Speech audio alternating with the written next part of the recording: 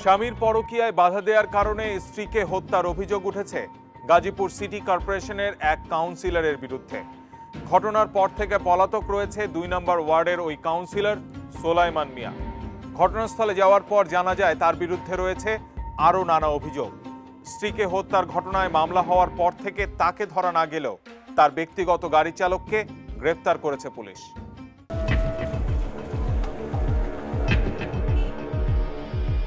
গাজীপুরের ভবানীপুর এলাকার নুরুল ইসলামের ছেলে সোলাইমান মিয়ার সাথে কোনাবাড়ি এলাকার নজরুল ইসলামের মেয়ে নুসরাত জাহান টুম্পার বিয়ে হয় ১২ বছর আগে। বিয়ের ৩ বছরের মাথায় জন্ম নেয় একমাত্র সন্তান নাফি। এর কিছুদিন পর থেকে স্ত্রীর সাথে দূরত্ব বাড়তে থাকে। ওরে বিয়ে হয়েছে ২০০৪-এ। ওই ৪-এর থেকে আপনার ৩ বছরের মতো ভালো ছিল। তারপর ওর ছেলেটা হইলো, ছেলেটা হওয়ার পরে থেকে নির্যাতন শুরু হইলো ওর উপর। গত ৮ সেপ্টেম্বর স্বামী সহ টুম্পা ঘুরতে বের হন। এ সময় সোলাইমানের মোবাইলে অন্য এক মেয়ের সাথে আপত্তিকর ছবি দেখতে পান টুম্পা। এ নিয়ে তাদের মধ্যে ঝগড়া হয়। আমার মেয়ে টুম্পা আর টুম্পার হাজব্যান্ড সুলাইমান ওরা বাইরে ঘুরতে গেছিল। ঘুরতে যাওয়ার সময় গাড়ির মধ্যে সুলাইমানের মোবাইলের মধ্যে একটা মেয়ের ছবি সহ সুলাইমানকে দেখতে পায় আমার মেয়ে। দেখার পর ওইটা নিয়ে ওদের মধ্যে একটা দ্বন্দ্ব, একটা কথা কাটাকাটি হয়েছে গাড়িতেই ছোট।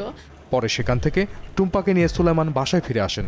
এর কিছুক্ষণ পর তিনি বাইরে বেরিয়ে যান।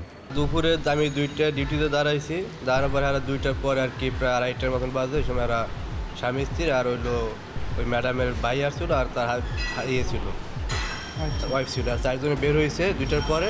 তারা সন্ধ্যা মনে করেন ৭টা ৭:৩০ দিকে আর কি তারা আবার ফিরছে। পরে উপরে গেছে, পরে আপনার ৯টা ৯:৩০ সময় স্যার বের হয়েছে।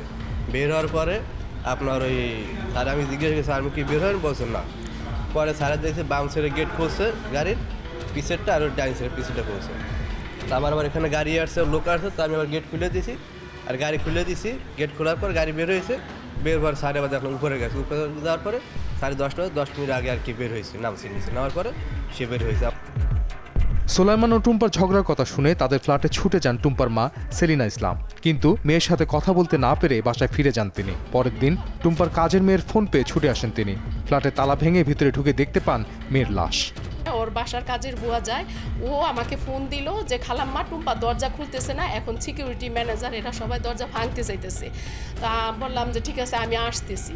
তারপর আমি গেলাম, গিয়ে বাসার মালিককে জানাইলাম, পাশের ফ্ল্যাটের যারা ছিল তাদেরকে জানাইলাম। জানানোর পর পাশের ফ্ল্যাটের যে জানলা আর ওর রুমের যে জানলা পাশাপাশি, ওইটা আবার গ্রিলটা খোলা যায়।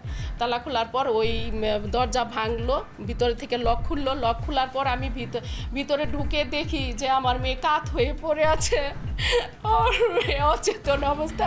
খবর শুনে টুম্পার বাসায় ছুটে আসেন তার স্বজনেরা। টুম্পাকে দ্রুত হাসপাতালে নিয়ে যান তারা।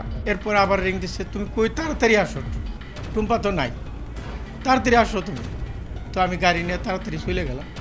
চলে যাওয়ার পরে দেখলাম যে এই অবস্থা, তাড়াতাড়ি ধরাধরি করে খালি গাড়িতে উঠিয়ে নিয়ে হাসপাতালে গেলাম।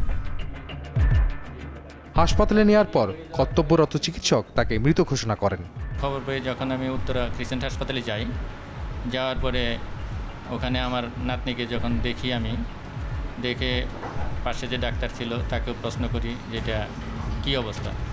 সে আমাকে সাথে সাথেই বললো যে এটা ওরকমটাই মনে হচ্ছে, যে খুব টর্চারিং করে তাকে কিল করা হয়েছে।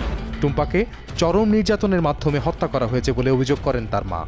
ওর পিঠের মধ্যে, তারপরে এই পেটের মধ্যে একটা দাগ ছিল, মনে হয় যে ওই ফল কাটা ছুরি দিয়ে হয়তো একটা দিছিল, দাগটা পুষ দিছিল এরকম একটা।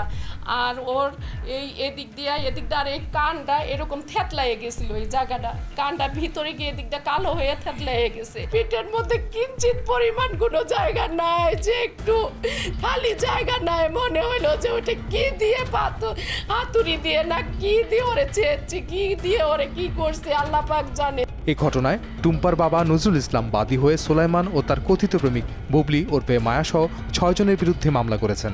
এরপর থেকেই আসামি গ্রেপ্তারের জন্য থানা পুলিশের কাছে ধর্ণা দিচ্ছেন তিনি। আসামি ধরার ব্যাপারে আমি থানায় রেগুলার যোগাযোগ করতেছি, ওসি সাহেবের লোক মামলার রায়ের সাথে, ওনার সাথে আমি যোগাযোগ করতেছি। কালকেও গেছি থানা। টুম্পা হত্যার ঘটনায় সোলাইমানের বিচারের দাবিতে বিক্ষোভ ও মানববন্ধন করেছেন স্থানীয় এলাকাবাসী।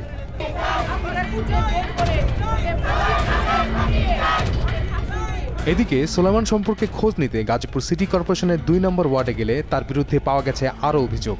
কেউ কাউন্সিলরের অন্যায়ের প্রতিবাদ করলেই তাকে মামলা দিয়ে হয়রানি করা হয় বলে জানিয়েছেন ভুক্তভোগীরা। সুলাইমান মিয়া, বাবু, সাদেক তারা এমন নৃশংস ঘটনা চালায়, তারা নেশাগ্রস্ত হয়ে রাস্তায় মানুষকে মারধর করে, রাস্তার থেকে এই যে যদি দোকানপাট বসে তাদেরকে লাইতে দেয়, তারপর মদ খাইয়ে রাস্তায় মেয়ে মানুষ যায় তাদেরকে তারা নির্যাতন করে। আমি যখন প্রতিবাদ করা ধরলাম তখন আমার নামে একের পর এক আমি বর্তমানে 7টা মামলা খাইছি তাদের কাছ থেকে। আমার দোকানের সামনে একটা লোককে অন্যায়ভাবে মারছিল কাউন্সিলরের লোক। আমি প্রতিবাদ করার কারণে আমার উপরে অনেক হুমকি ধামকি হয়। এক পর্যায়ে আমি সহ আরও 18 জনকে নিয়ে আমাদের নামে তারা মামলা দায়ের করে। পলাতক থাকায় কাউন্সিলর সোলাইমানের বক্তব্য পাওয়া যায়নি। কথা হয় বাড়ির কেয়ারটেকারের সাথে। কাউন্সিলর সব আসতে বাড়িতে না, কোথায় কোথায় আছে তা তো বলতে পারলাম না। কাউন্সিলর মা বাবা ভাই এরা কোথায়? মা বাবা ভাই না, মা আর বাবা থাকে না এখানে। হ্যাঁ, এখানে। ওনারা এখন কোথায়? ওনার নাই বাসায়। এই হত্যাকাণ্ডের পর 10 দিন পেরিয়ে গেল প্রধান আসামি সোলাইমান মিয়াকে গ্রেপ্তার না করায় ক্ষোভ প্রকাশ করেছেন টুম্পার বাবা। এখন আমরা চাইতেছি, পুলিশের চেষ্টা করতেছে, বলতেছে আমাদের, এবং তারা যাইতেছে, দেখতেছিও, কিন্তু এখন পর্যন্ত কোনো আসামি ধরা হয় নাই। আমি চাই যে তারা অতি তাড়াতাড়ি আসামিদেরকে গ্রেপ্তার করে আইনের কাছে সুপর্দ করা হোক। আমি এর ন্যায় বিচার চাই। ফাঁসির কাস্টে ঝুলিয়ে ওরে ফাঁসি দেখ, দেশবাসীকে দেখাক যে না আমার মেয়ে সত্য একটা বিচার পাইছে। টুম্পা হত্যা মামলায় এজাহারভুক্ত আসামি সোলাইমানের গাড়ি চালক আমিরুল ইসলামকে গ্রেপ্তার করেছে পুলিশ। কাউন্সিলর সহ অন্য আসামিদের গ্রেপ্তারের অভিযান অব্যাহত আছে বলে জানান পুলিশের এই কর্মকর্তা। এই মামলাটা রুজু হওয়ার পর থেকেই আমরা মূলত যারা যারা এই ঘটনায় অভিযুক্ত, এই অভিযুক্তদের ইতিমধ্যে আমরা শনাক্ত করেছি। বাদীর অভিযোগের ভিত্তিতে তারা এখানে 6 জনকে অভিযোগ করেছিল। ওই অভিযুক্তদের মধ্য থেকে আমরা ইতিমধ্যে একজনকে গ্রেপ্তার করেছি এবং 3 জন মহামান্য আদালত থেকে জামিনে মুক্তি পেয়েছেন। দ্যাট মিনস তারা জামিনে আছেন 3 জন। আর অন্য যে আসামি আছে তাদেরকেও আমরা গ্রেপ্তারের জন্য আমাদের চেষ্টা অব্যাহত আছে।